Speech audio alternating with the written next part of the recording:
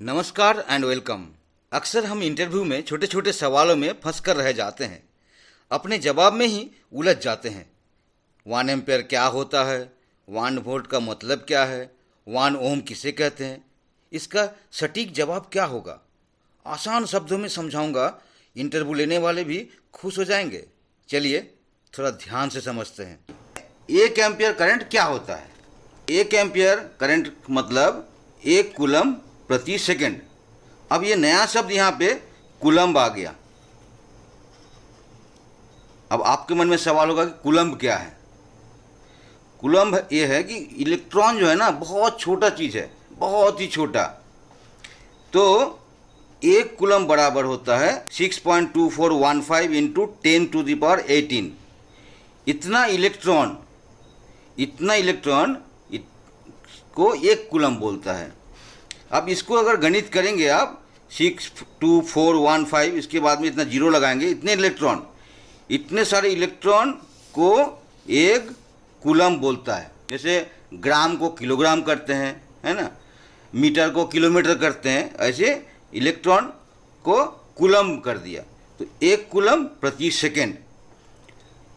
अगर इस बिंदु में 1 कूलम्ब यानी कि इतने इलेक्ट्रॉन 1 सेकंड में पास होता है, उसे 1 एम्पियर बोलता है। बस इतना ही समझना है। 1 वोल्ट क्या होता है? 1 वोल्ट हम किसको मानेंगे? जो ऊर्जा है, एनर्जी, उसको जूल से नापते हैं। जूल, कितना जूल।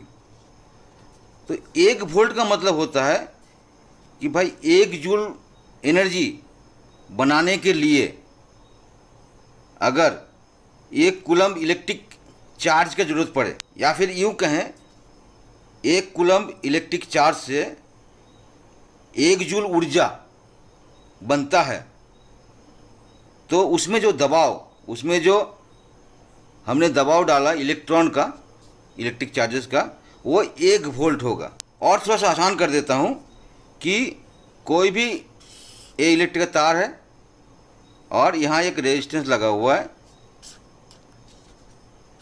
और आपको यहाँ और यहाँ इसके बीच में वोल्टेज देना है। 1 वोल्ट का मतलब क्या होगा?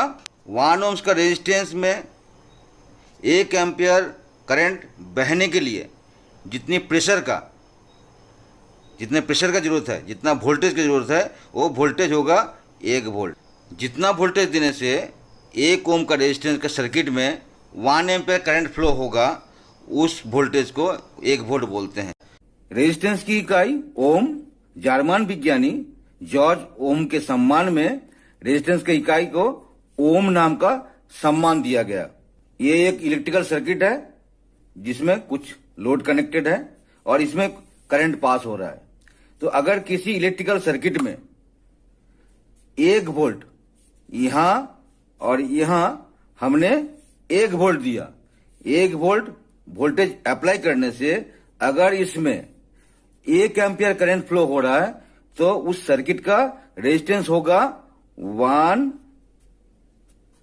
ओम्स या 1,